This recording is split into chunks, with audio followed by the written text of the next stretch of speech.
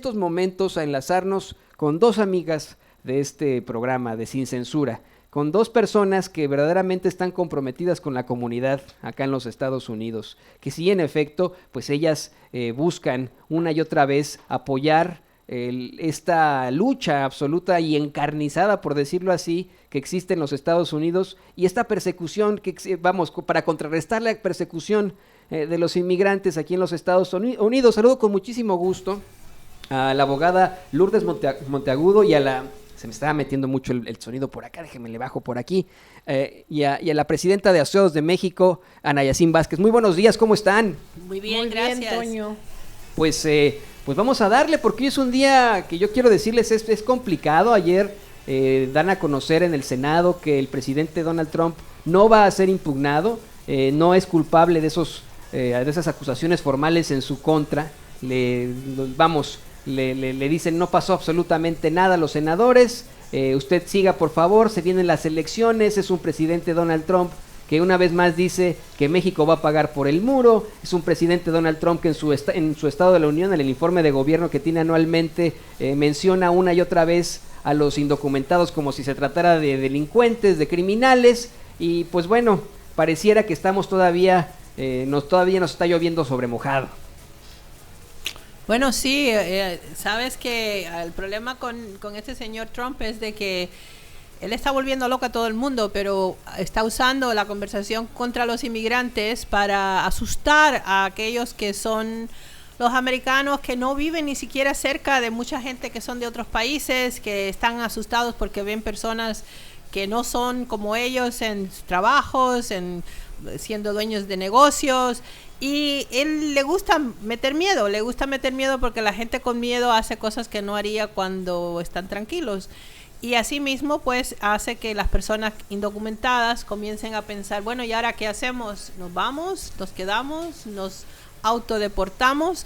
Y eso es lo que él es, así es él. Pero nosotros, desde que él fue electo, empezamos la campaña de no le tengan miedo a Trump y hagan lo que pueden con lo que tienen.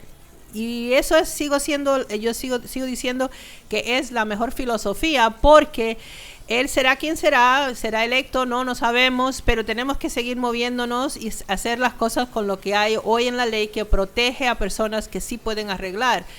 Y como están cambiando los sistemas, y yo no creo que eso va a cambiar cuando se vaya Trump, de que quieren tener más control de quién entra, quién sale, cómo son esas personas, qué han hecho cuando han estado aquí, si es que quieren arreglar. Entonces tenemos que limpiar nuestros expedientes, nuestras vidas, para poder llenar los requisitos que la ley exige, sin tener miedo, porque cuando uno llena los requisitos, entonces uno sí puede. Lo que nos preocupa mucho a Ana Yacine y a mí es de que en la comunidad latinoamericana en general, porque no es solamente de México que hay personas aquí ilegalmente, y en otros grupos que tienen otros idiomas, no hay muchas personas, incluyendo, yo diría, no hay muchos abogados que ayuden a esas personas a entender la ley, a entender lo que se puede hacer si es que uno ha hecho algo que no debía haber hecho, cómo se puede arreglar, qué es lo que de verdad está hecho mal hecho, qué es lo que se pudiera, qué es lo que hicieron pero no está tan mal hecho, porque no hay lugares que ayuden a ese análisis, y eso nos importa mucho, porque cuando ya llega el momento de decir, bueno, sí, vamos a arreglar, no podemos arreglar, uno tiene que tener todo eso claro, uno tiene que poder llenar los requisitos, y si hay alguna sombra en el proceso, uno también tiene que entender esa sombra, porque pudiese ser que pudiese salir si es que uno no entiende lo que es y cómo uno lo puede arreglar si es que hay arreglo para el asunto. Y en eso estamos, Ana Yacine y yo, en eso estamos dándole mucho pensamiento a lo que está escrito en la nueva regulación, porque no es una nueva ley, sino es una regulaciones que se crean por la ley que existe donde le dan, y vamos a ponerlo, el presidente dijo, le vamos a poner todas estas exigencias, y algunos dijeron, no, usted no puede hacer eso, fueron a corte, y la Corte Suprema de la Nación dijeron, sí, él puede poner esas exigencias, porque nadie que no sea americano nacido en los Estados Unidos se le puede poner exigencias de qué es lo que tiene que demostrar para poder entrar, sobre todo si se quiere querer venir a vivir aquí.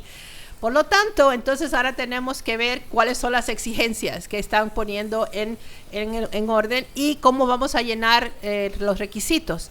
Y ahora, bueno, pues voy a dejar el micrófono para que Ana Yacine, que es la que ha estado dándole mucha conversación a eso con personas que ya están en procesos, para que ella dé un poquito más de explicación.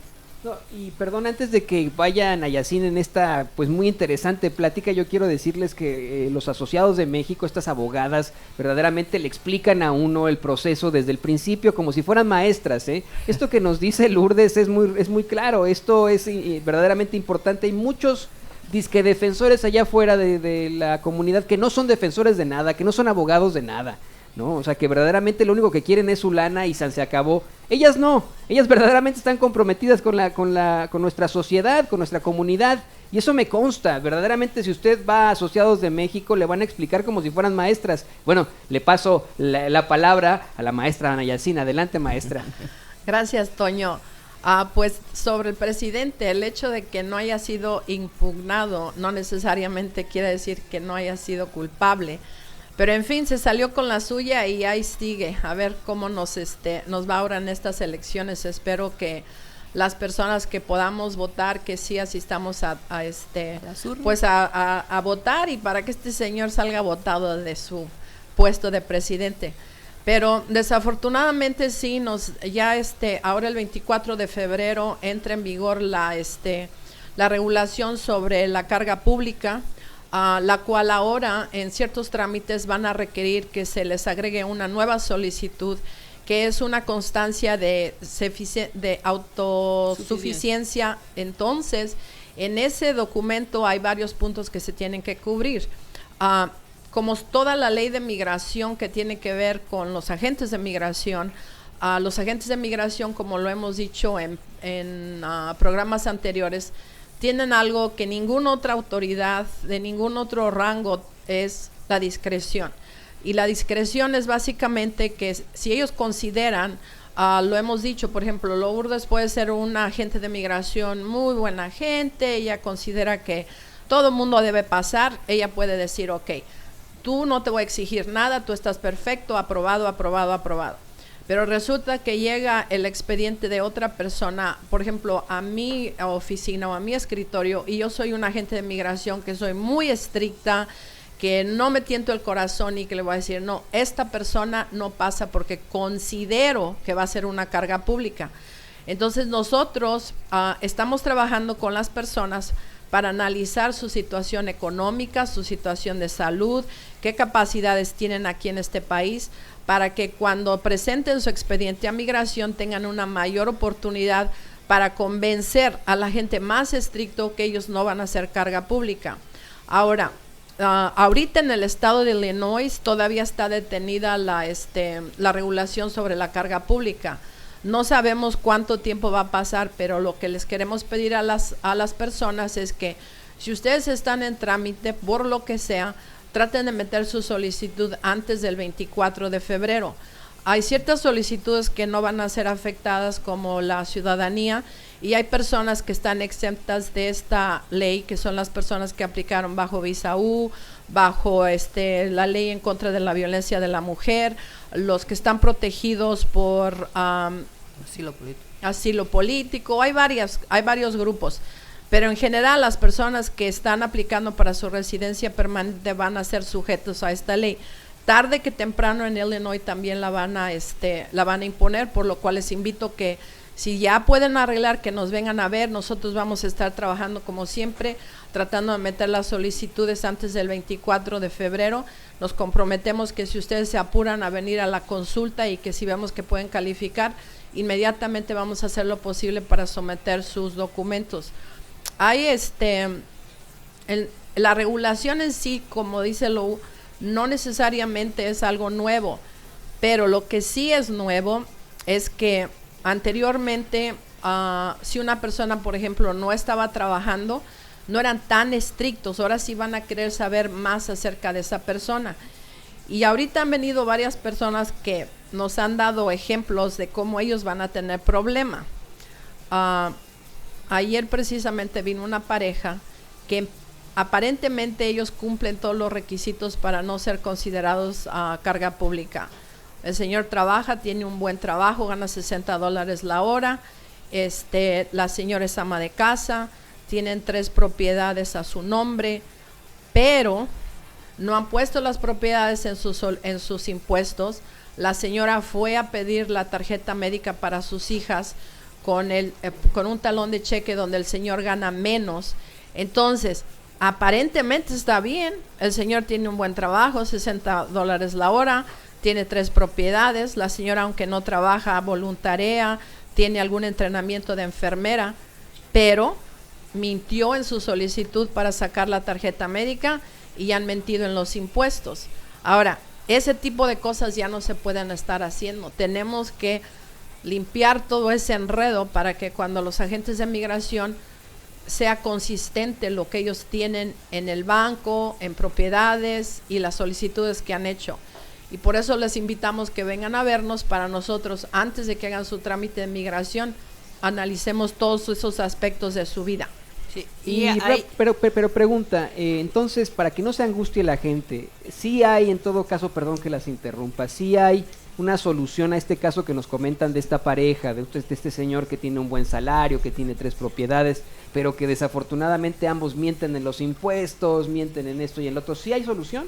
Sí, pero no quiere decir que puede ser, vamos a poner un caso que antes hubiera podido ser hecho ya en el momento que ellos vienen porque tienen todas las cosas necesarias.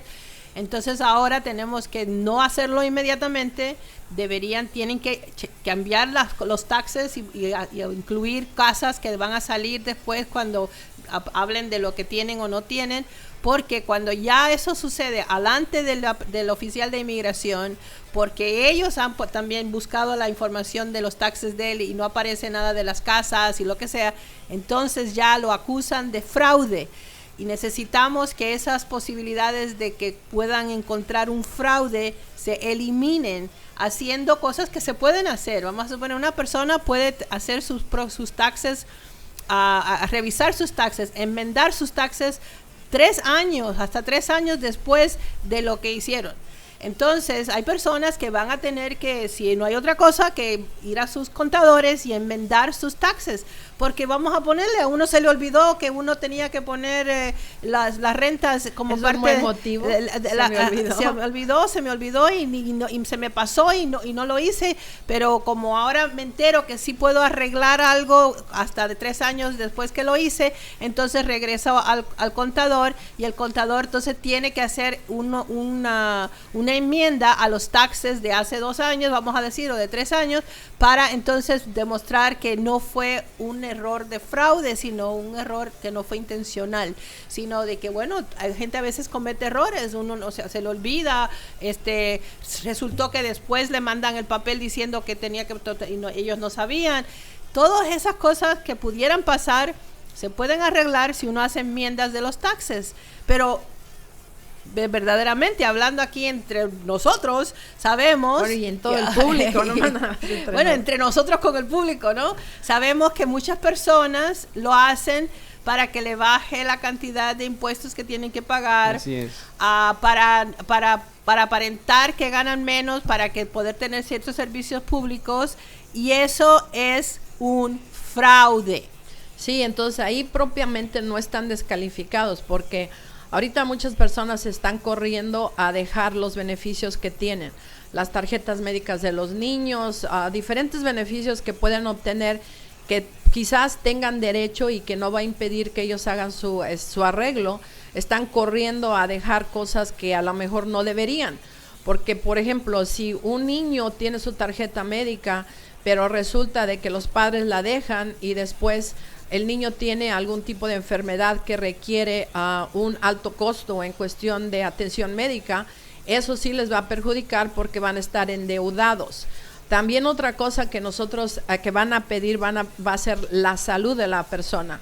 Las personas que no están totalmente sanas, es posible que le requieran o un seguro privado o si no también una fianza de $8,000, y esa fianza tiene que permanecer depositada con el gobierno federal por un promedio de 5 años. Entonces, lo que tú acabas de preguntar, Toño, ¿es posible que van a poder hacer sus casos a pesar de este nuevo reglamento? Sí va a ser posible, pero con planeamiento, y si nos permiten darnos nosotros la ayuda que necesitan para que entiendan por qué motivo tienen que hacer ciertas cosas antes de que apliquen, aunque ya estén esperando. Por ejemplo, estuve esperando 21 años para que mi hijo cumpliera la edad y pudiera yo arreglar. Tengo tantos años sin ver a mi familia, tantos años sin poder regresar a mi país. Bueno, sí, pero si a la hora que le toque aplicar las cosas no están en regla, quizás va a tener que esperar un poco más, quizás 1 año más o 2 años más, mientras enderezamos todo ese enredo que tienen. No, y siempre ocurre que nos preocupamos por lo que es más cercano y no lo más importante. Yo siempre lo he dicho, ¿no? No se preocupe por lo más urgente, sino por lo más importante. Mucha gente dice, bueno, se vienen los impuestos y voy a decir esto. No, eso podría afectar su proceso migratorio de por vida, imagínense. Y hay que tener mucho cuidado en la forma en la que actuamos. Asociados de México revisa todos estos casos. Yo le voy a pedir que sea absolutamente honesto y honesta cuando les marque, cuando hable con ellas, porque le van a poder dar un panorama y planeación, como dice Ana Yacine, de todo lo que pase, de todo lo que se pueda hacer con su caso. Tiene que ser absolutamente claro. Ellas son verdaderamente muy éticas en lo que hacen y le van a decir esto se puede hacer, esto no se puede hacer, y le van a ayudar en definitiva. Quiero hacerles una pregunta, un planteamiento que me están haciendo en redes sociales con mucha insistencia, abogadas. Jacqueline Q nos pone, por favor expliquen las responsabilidades de la Carta Poder para menores de edad. Con esa carta los niños pueden viajar a México y entregarlos con los abuelos. Bueno, hay una carta poder que se hace para que un papá o mamá, o los dos, den permiso a una tercera persona a poder viajar con el niño, a poder llevarlo a un médico, a poder cuidarlo, a poder regañarlo. Pero ese poder es un poder diferente a los poderes que se dan para que una persona pueda hacer algo por otra persona. Porque con niños los papás tienen que firmar, deberían firmar los dos papás, mamá y mamá, y esa tercera persona tiene que ser alguien de mucha confianza, porque uno va a poner la vida del niño en las manos de esa persona, y esa persona nada más va a tener ese poder mientras los papás vivan. Si los papás les pasa algo, entonces tienen que llevar ese papelito al juez para que eventualmente el papá, esa persona pueda de verdad encargarse de los niños si es que hay un problema más allá de lo que sería un viaje, un ratito. Pero, por lo tanto, uno no está dando la potestad del niño para siempre. Es como decir, te doy este poder para que cuides a mi hijo mientras yo no pueda venir a recogerlo, o te mande a decir qué hacer con él. Claro. ¿Okay? Pero no es, voy a adoptar al niño, ni me voy a quedar con el niño. Sin embargo, porque tiene que ver con cosas de niños, los Estados Unidos y todos los países del mundo tienen unas leyes ahora muy estrictas, porque ha habido mucha compra de niños, venta de niños, abuso de niños, y a veces por hasta sus familiares. Entonces es por eso que tiene que haber un papel firmado muy específico, con ciertas cosas dichas que son muy específicas a ese documento, para que no sea cualquier papelito que uno firme y diga yo voy a dejar que mi hijo vaya o venga. Y es difícil a veces porque hay muchos abogados que ni los quieren hacer. Y no los quieren hacer porque le tienen miedo al darle ese papel a alguien que los papás dicen que conocen, por lo mismo, porque si vamos a ponerle que es por hacer una trastada con el niño, entonces pudiesen tener el problema de que ellos ayudaron a lo que hicieron.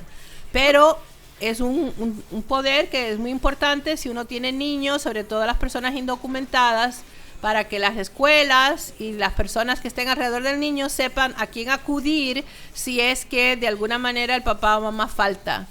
Y nosotros sí preparamos ese poder, Toño. Y es lo que veía Ana Yacine exactamente, y Lourdes, eso yo lo veo en las listas que tienen ustedes ahí en la Ciudad de México. Y nosotros lo hacemos porque mucha gente le tiene miedo, pero nosotros entendemos que si un papá y mamá tienen niños y tienen la posibilidad de ser arrestados a veces súbitamente sin ellos poder ayudar a saber que es lo que uno sale por la mañana y resulta que después no llega a la casa, que alguien debe tener algo ya fijo que les da la oportunidad de cuidar al niño y además de viajar con el niño, porque si uno está allá y se lo necesitan llevar allá, nadie lo va a dejar salir de aquí si no hay algo escrito por los papás que dice que esa persona tiene autoridad para viajar con el niño. Y eso lo deben tener hasta para un papá y el otro papá. Es decir, si yo soy la mamá, debo tener un papel de estos para que mi esposo pueda viajar con él solo. Lo mismo al revés. Porque aquí la cuestión de los viajes con niños son muy cuidadosos en eso y no los van a dejar pasar a montarse en un avión si no hay algo que autoriza que esa persona que se lleva al niño tiene la autoridad para hacerlo. Muy bien, tenemos otra pregunta de Roberto Díaz Lira. Dice que él está en espera del perdón. Ya le llegó la notificación de que recibieron su caso, su proceso lo inició el año pasado. Pregunta si también él se someterá a este efecto de la nueva ley que entra este mes. Él vive en Carolina del Norte. Sí es posible, porque cuando él vaya a Juárez, el Departamento de Estado, son agencias que están trabajando en conjunto, pero no necesariamente son lo mismo. Entonces el Departamento de Estado, independientemente de lo que pasó, que va a entrar en efecto ahora el 24 de febrero, ya han estado implementándolo en la entrevista de Ciudad Juárez. Entonces a nuestros clientes que ya los estamos preparando para sus entrevistas en el consulado de su país de origen, los estamos preparando, porque igual hay agentes de el consulado que no les hacen las preguntas y hay agentes que sí. Entonces, si él está trabajando aquí en Estados Unidos, que se lleve una carta bien preparada por quizás su empleador, que diga, este señor a su regreso tiene empleo conmigo, esto es lo que hace, que lleve sus documentos de que él está pagando sus impuestos, todo que esté en orden por si le piden la documentación. Okay. Ya si el agente no se lo pide, bueno, de todos modos él va preparado por lo que ofrezca. A las personas que nosotros estamos mandando, los estamos preparando para la entrevista como si les fueran a preguntar eso. Y el hecho de que él esté en proceso del perdón quiere decir que todavía el perdón, vamos a poner que mañana le llegara y le dijeran que sí, que está aprobado. El hecho de que hayan aprobado el perdón no quiere decir que no van a haber esas preguntas o ese otro nivel de especificaciones en cuestiones de lo que ganan, de lo que no ganan, de que si van a trabajar, que si no tienen trabajo. Todo eso es diferente, no tiene nada que ver con el perdón. Y eso la gente se confunde, entonces cree, bueno, ya estoy perdonado, voy a ir nomás y ya entro y nada más. No, uno tiene que ir preparado para entonces lo que va a suceder en Juárez, que es una entrevista donde ese oficial va a decidir si le da la residencia o no. Nos quedan muy pocos minutos, pero antes de cualquier cosa queda una pregunta importante. Eli Moon nos comenta, mi papá metió una solicitud para la familia hace más de 25 años. Muchos arreglamos, menos los mayores. Ahora ellos están aquí y tienen hijos. ¿Pueden arreglar? No se ha podido localizar esa solicitud, pone. Bueno, esa solicitud nosotros la podemos encontrar a través de lo que nosotros le decimos a FOIA, que mucha gente lo ha escuchado, y es la libertad de información. Entonces solicita el expediente del señor, pero ahí también tenemos que ver si el señor era residente o era ciudadano, y si él si como residente hizo una petición familiar en la cual era la esposa y los hijos. Entonces, básicamente, cuando los hijos cumplieron la mayoría de edad, fueron saliendo de la solicitud, pero esa hoja les puede servir para que si viven en Estados Unidos, estén amparados bajo una ley que los protege y puedan arreglar por otra persona, por decir algo, por un hijo mayor de 21 años, pero protegido bajo esa carta de su papá. Si el papá era ciudadano americano y hizo solicitudes individuales tanto para la mamá y por cada hijo. Entonces, esa solicitud sigue caminando en tiempo y si ya pasaron 20, 26 años, ahorita estamos trabajando con personas que aplicaron más o menos en 1998, 97. Y sí se puede encontrar esa solicitud, sería cuestión de que se comunicaran a la oficina y la mandamos pedir a migración y ahí vemos a lo que tienen derecho. Excelente. Y bueno, a ver, estos son respuestas contundentes, las que está dando Ana Yacine Vázquez, presidenta de Asociados de México, y la abogada Lourdes Monteagudo. Preguntas fuertes y respuestas contundentes, respuestas a sus casos. Por favor, llame usted a Asociados de México al 773-847-6465. Se lo repito, 773-847-6465. Asociados de México tienen su despacho aquí en Chicago. Si usted vive en el medio oeste de los Estados Unidos, las puede visitar. Si vive en todo Estados Unidos, usted puede llamar de cualquier parte de Estados Unidos y de México, Si está por aquí, pues des una vuelta ahí al 1837 al oeste de Cermak Road. Le repito, 1837 al oeste de Cermak Road. Yo le recomiendo que haga una cita primero, antes de llamar, y va a tener respuestas a sus preguntas. Esas son preguntas fuertes las que tratamos hoy y que respondieron las abogadas de inmediato, y eso me encanta. Y bueno, ¿qué les parece si vamos a los saludos de la semana? Ya los tengo aquí, ¿sí? Los saludos de la semana. Aarón Ramos dice que siga Vicente Serrano desde Telemundo. Qué bueno, ya no se quede con Telemundo, deja Telemundo por allá. También un saludo a Sergio Vázquez, a Iram Carrillo, a Patricia González y Adriana González, Araceli Moreno, a Uriel Moreno y también a Roberto Arriaga desde Monterrey, Nuevo León. Saludos con muchísimo gusto de aquí del equipo de Sin Censura y por supuesto de mi compañero y amigo Vicente Serrano, quien ya llegó, ya está aquí, pero en unos momentos más nos vamos a lanzar con él. Abogadas, ¿con qué concluimos esta verdaderamente interesante plática que siempre tenemos todos los jueves? A mí me encanta el segmento de las abogadas de México. Yo siempre le digo a Vicente, si me das chance a mí de llevarlo, adelante, porque yo estoy muy interesado siempre en esto. Me gustaría algún día también defender a los inmigrantes como ustedes. Bueno, hijo, pues mira, para nosotros lo más importante es que las personas que vengan a hablar con nosotros salgan con información que les ayude a hacer decisiones y, si es posible, a hacer sus casos. Pero sabemos, y me asusta mucho el hecho de que con tanta necesidad y con tanta malinformación que existe, van a caer en manos de personas que le van a prometer el mundo por $10,000 y después no se pudo. Así es. Y eso me molesta mucho porque lo oímos todos los días con personas que han tenido muy malas experiencias. Eso no quiere decir que todos los abogados sean malos. Hay muchos abogados que sí hacen su trabajo, pero no hay muchos abogados que se van más allá de lo que necesitan hacer ellos como abogados y no como ayudantes de la comunidad o como personas como Ana Yacine y Asociados de México, que tratan de ayudar a la persona antes de que manden ningún papelito a inmigración. Y muchos de los abogados no tienen ese tipo de ayuda cercana. Y no es el abogado el que va a hacer esa ayuda. No puede hacerlo el abogado, porque el abogado se supone que no esté tratando de que la gente ahora haga la ley, haga algo bien que hizo mal, sino que lo que tienes es lo que tienes, si se puede, no se puede, hacemos los papeles y la decisión es de inmigración.